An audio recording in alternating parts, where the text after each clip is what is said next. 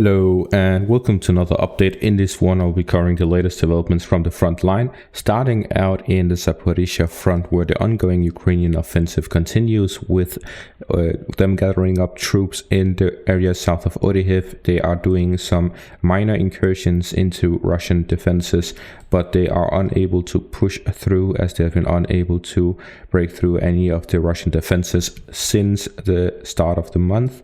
So for the past 4 to 5 days, the Ukrainians have been unable to break through the Russian positions here to the south and to the west of Oryhiv in the direction of Vremivka, Robotyne and Serbianki. So the Ukrainian forces are here attempting to reach and take control over the front line villages of the Russian forces prior to the first line of defense, former line of defense, which is located by Vremivka and here to the south of Robotyne. Although so far they are unable to completely break through. They have reached the first line by Vremivka, but they've been unable to break through to properly attack it with a large enough force, as Robotyne is still ahead of the first line of defense, which allows Russian forces to have some forward positions and essentially be able to flank the Ukrainian forces if they were to attempt a breakthrough. So the Ukrainians are looking to capture it before they attempt to breaking through the Russian first line of defense. And we also see that in the direction of Tokmak, which is here to the south, if the Ukrainians are looking to take control over that, going straight southwards is the best option, as that is the shortest distance between the two, and either way they would have to go through defenses. It seems that the direction of Vremivka is a direction they want to fight in to reach the northeastern road here northeast of Tokmak, to attack Tokmak from multiple directions. If they wanted to achieve a guaranteed success towards Tokmak, or the closest thing they can get to that, they would need to attack from multiple directions. I have mentioned this in my initial analysis of the offensive back in last winter. Essentially what I was thinking is that the Ukrainians would look to attack the three directions. There is the village of Vremivka here to the northwest of Tokmak, which would allow the Ukrainians to attack from the northwestern part. There's the area south of Oryhiv towards Robotyne and southwards for the central part, and then there's the Vremivka area for the eastern parts.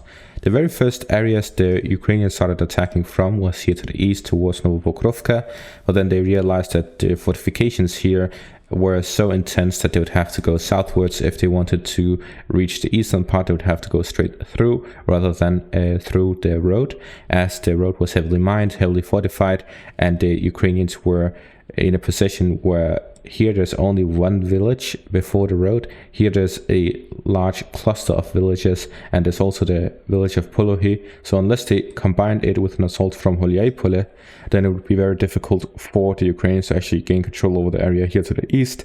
So they decided to go with the option of Vremivka here in the center, which is isolated from the others. So it will allow them to, if they concentrate their forces, to outnumber the Russian forces in the area. So it's a question of attacking the point where the Russians are weakest for the Ukrainians. Then we move on to the Vremelsky Ledge area, where here fighting continues over Zaporizhzhia as well as the village of Priotne and Uroshaine. So these three villages are the main focus of the fighting here in the Vremelsky Ledge area.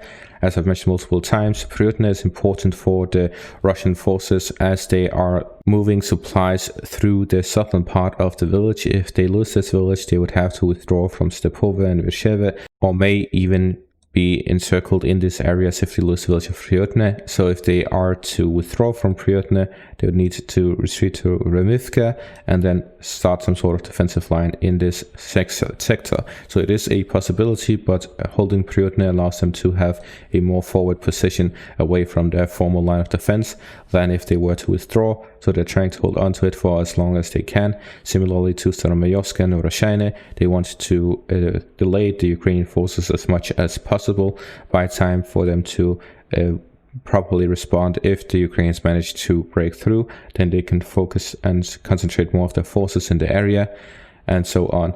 The more time they have, the more time they have to plan and react. And something I'd like to add to this video is the video here, which showcases Ukrainian forces moving through some of the priorly captured areas here to the north of Robotyne. And in these areas there is a lot of these vehicle graveyards, as they are called, where there are a lot of armored vehicles or tanks destroyed, left behind on the front line.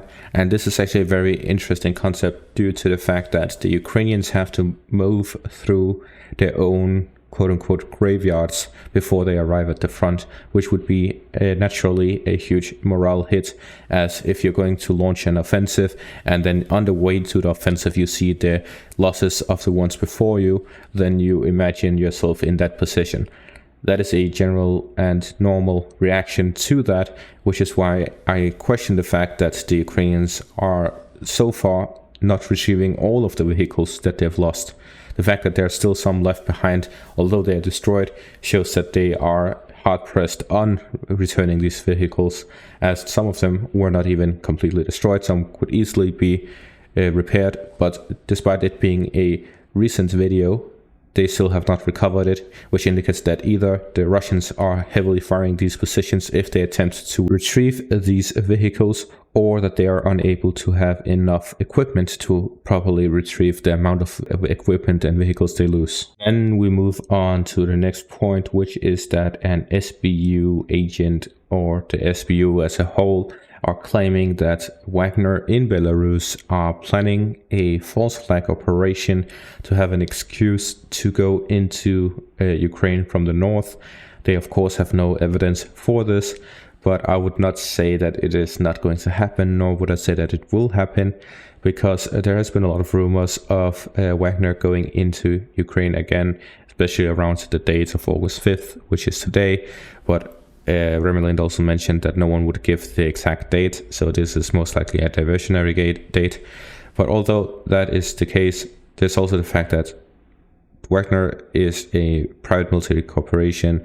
They are being paid for by Russia, and as such the Russian government is paying for this large entity of military activity, and the fact that they're not making use of it would mean that they're just throwing money into nothingness. So most likely they will start using them again, as to not waste the money. They have had now 2 months away from the front, which would indicate that they have had enough time to rest and train up new recruits, and as such they would return to the front very soon. So for there to be a false flag operation is not unreasonable, as then they could advance from Belarus. There's also the possibility that they just withdraw from Belarus and move into Russia, or attack through Belarus, because as of the start of the war, the Russians attacked through Belarus. Belarus is still not formally a part of the war, although that they use their own territory to transfer the troops from Russia to Ukraine. So there's also always the possibility that they attack from Belarus without drawing Belarus into the war formally, officially. But there's also the possibility that they want to draw Belarus into the war, whether it be officially or formally.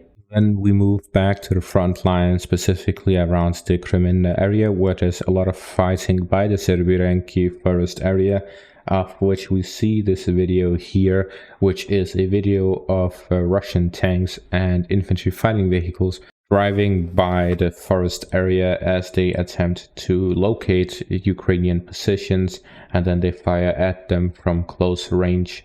So this is actually one of the few convoys of tanks and infantry fighting vehicles we have seen from the Russian side in a long time.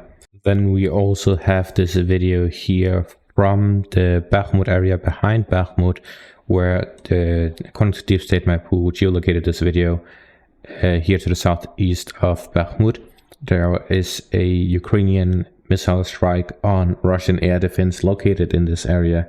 And the Russian air defense in this area is mainly used to either shoot down Ukrainian drones or their own missiles, so prevents the Ukrainians from destroying Russian air defense, as well as hitting the backline of the Russian forces by the Bakhmut area, specifically the supply lines. And finally, as for the northern front between Zaporizhzhia, Kreminna and Kupiansk, in this area of the front line there's a lot of movement, especially by the Russian side, where they're attacking in the north by the direction of Kupiansk through Vremivka, in the south through Kreminna towards the Liman area, in the central part with the attempted foothold and bridgehead across the river line, fighting here to the south towards Vremivka, in the north by the Novoselivske and Vremivka villages. So there's a lot of fighting here throughout the Luhansk-Kharkiv border and Luhansk-Donetsk border here in the north by Kreminna, Svatove and Kupiansk.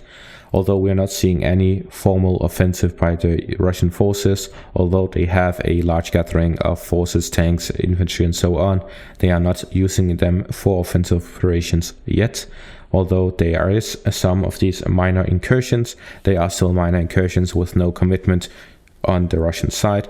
And that is going to be all for this video. Make sure to check out my Patreon and PayPal down in the description below if you want to support me further. And make sure to leave a like and subscribe. Thank you all for watching and have a great day.